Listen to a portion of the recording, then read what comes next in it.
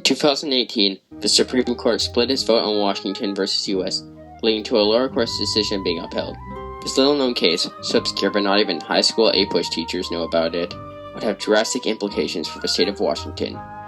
Based around the building of small tunnels known as culverts under roads, this decision marked a new battle in the longest war in Washington state history.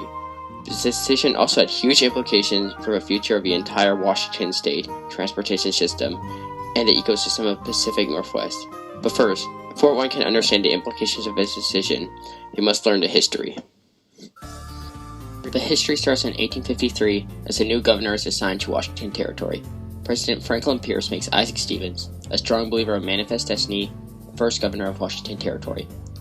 His main goal was to sign treaties with the natives and clear the territory for white settlement. Stevens assigned a subordinate, Michael Stevens, to talk to the various tribes. These treaties were all very similar, forcing natives to give up their lands and move on to reservations. These treaties also allowed natives to keep access to their historic fishing grounds, as the original settlers believed that salmon would be an endless resource. But soon, this treaty clause would cause issues. The treaty signing process was full of deception and deceit. The two parties used Chinook jargon, a Pidgin language combining Western and Native languages, to design the terms of a treaty. Often, information was lost in translation, and natives signed treaties that were not fully explained to them. Stevens and other white people blamed this on natives' lack of understanding of these complex topics. Stevens also resorted to treachery to get treaties passed. At the Treaty of Medicine Creek, a treaty involving the Nisqually, Puyallup, and Squaxin people, the Americans attempted to get natives to agree to give up their 4,000 square mile home, move to the small 2 square mile Squaxin Island. American appointed Sub-Chief Lachey stormed out of agreements, ripping up the document that assigned him as sub-chief after the state denied his protest to hold his homeland. Later, his signature would magically appear on the treaty, and his people were moved onto reservations. Lachey was furious over the actions of white negotiators. He organized an army of 300 natives and fought a 2-year war of skirmishes against the United States. His own nephew would later betray him, giving him over to the white negotiators who would hang him for murder. 50 years later, the state of Washington would posthumously pardon him for his crimes. But other treaty agreements followed a similar oppressive path. At Point, Stevens forced natives to accept prohibition, stop trade, and abolish slavery despite the U.S. being a decade away from abolition. At Nia Bay, Stevens appointed a chief from a different tribe to represent the Makah people. At Canal River, Stevens used the military to force the signing of a treaty. The clause allowing natives to continue their fishing at all accustomed grounds was the one saving grace of the treaty. They relied on salmon for their culture and livelihood. But in 1889, the state would start closing off rivers to salmon fishing. Soon, natives had to illegally fish to maintain their livelihood. The state started arresting natives for fishing, confiscating their equipment, and using excessive force on them. They were blamed for declining salmon populations, even when it was evident that dams and commercial fishing were shriveled.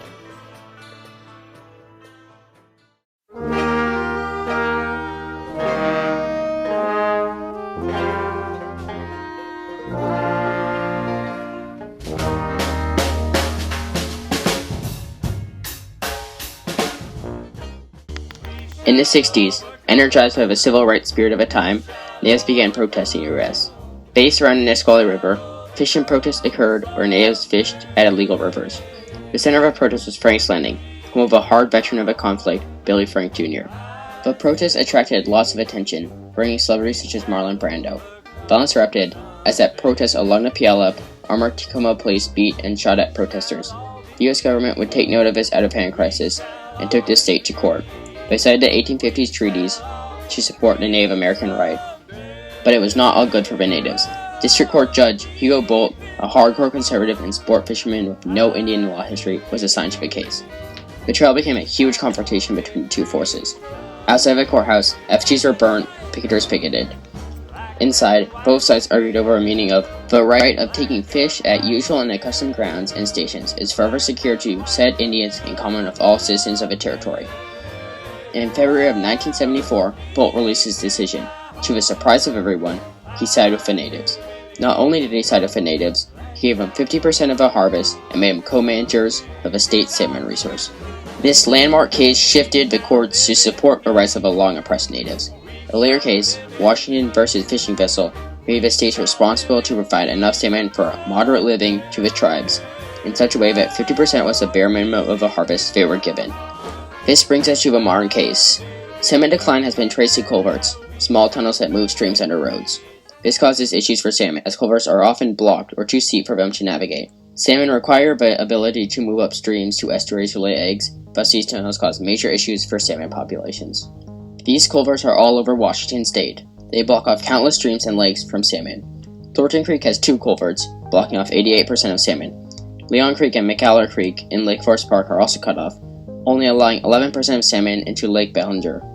Culverts dot the Olympic Peninsula and outlie roads running through the Cascades, blocking off countless salmon from reaching estuaries.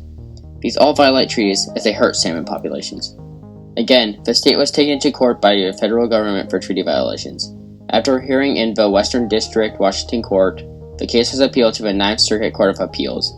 After Washington lost the case, the decision was appealed to the Supreme Court. Justice Kennedy was involved as a judge in a lower court's decision, so abstained from involvement in this case. A 4-4 per curiam decision was come to, and the Ninth Circuit Court's decision was upheld.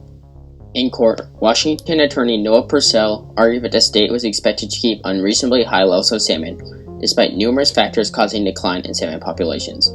He also cited how the courts used a broad definition for culverts, requiring all culverts, even those only partially blocked or those with blockage further upstream, to be fixed, and how that would waste state funds. Another argument was that dams built were also violating treaties, yet those were never addressed, and that the federal government licensed the building of culverts. Despite these complaints, culverts have been shown to have massive effects on salmon populations, and their removal is critical for salmon populations to survive. Ellen Camden, a federal government attorney, said that dams have fish layers, so don't violate treaties. He made this claim because he was defending the federal government who built these dams. But fish ladders on dams around Washington state are inadequate and no downstream ladder exists. Juvenile salmon are forced to swim through turbines on their way down, often getting injured or killed. Dams also raise temperatures by slowing water flow, which hurt salmon populations. These dams are treaty violations, and the federal government is on hook to fix them, but the focus of his case is on culverts, not the countless other factors. Camden also brought up that the government license cited by Purcell was not about treaty rights or wildlife conservation, but a general engineering manual about flood control. The decision relied on the moderate living clause from fishing vessels to support the decision. The 50% clause from the Bolt decision was also used. The official court opinion claims it is indisputed that at this present time, 50% of the harvested salmon in Puget Sound does not provide a moderate living for the tribes. It is also indisputed that the state has acted affirmatively to build roads with barrier culverts that block the passage of salmon, the consequence of substantially diminishing the supply of harvestable salmon. Evidence at trial shows that the remediation of the state's barrier culverts will increase the yearly supply of salmon by several 100,000 adult salmon. Half of the newly produced harvestable salmon will be available to tribes, the other half will be available to non-Indians. Despite this, Washington state is lackadaisical with their culvert removal projects. The most recent WS budget puts only $100 million towards this project, with an additional $26 million given to local governments to fix their culvert issues. In an interview, Melanie McAllen, the WSAC Director of Government Relations, estimates the cost of this project to be $3 billion to fix state culverts and $7 billion to fix county culverts. She also explains that counties usually address 1 or 2 culverts per year, 4 on a really good year with a lot of funding. Currently, 4,000 state and county-owned culverts need fixing. Without additional funding, salmon have no chance of survival. Meanwhile, more than $122 million have been spent on the Alaska Way Viaduct Replacement Project. This project is of utmost importance to Washington. Northwest Tree Tribes, an organization founded in the post-Bowl era meant to protect native treaty rights from abuse, explains the situation. That duty is to not allow salmon habitats to be degraded to the point that salmon are no longer available for harvest by tribes, who gave up nearly all their land in what is now western Washington under treaties with the United States government. Through those treaties, the tribes reserved certain rights that were most important to them. Foremost is the right to continue fishing in all their traditional fishing areas. The tribes reserved this right because salmon was the very basis of their culture. Washington's history of Native Americans is a dirty scar on our history. Unlike the rest of America, our state grew up after the abolition of slavery. Ex-U.S. Congressman and Pacific Northwest native Lloyd Mead once said, "The fishing issue was to Washington state what busing was to the East." From the abusive and deceptive treaties which forced natives to give up their homes, to the wars fought forcing natives into submission, to a treaty breaking, double-crossing laws destroying natives' one remaining source of culture and livelihood, Washington's history with natives is nothing but abuse. It's time for us to put to bed our old past and not continue to walk down the same road of wrongdoing. Fixing the culverts across Washington would be a monumental task, but a necessary one. The creation of our modern sewer system was a monumental task, requiring lifting whole cities up to build miles of pipe thinning. But this project was necessary, as it saved millions of lives from cholera and made our cities beautiful. The Culverts project is not just about upholding the language of some old treaty. It is about protecting the very heart of Washington. Salmon support the culture and livelihood of not just Native Americans, but of all citizens of the Pacific Northwest. Salmon also are essential to the natural environment of the Pacific Northwest, feeding our treasured orcas and putting important nutrients into the soil to create our great forests. As described by Northwest Treaty Tribes, if treaty rights can be used to reach that goal, it is to the benefit of everyone, Indian and non-Indian, who lives in the Puget Sound region.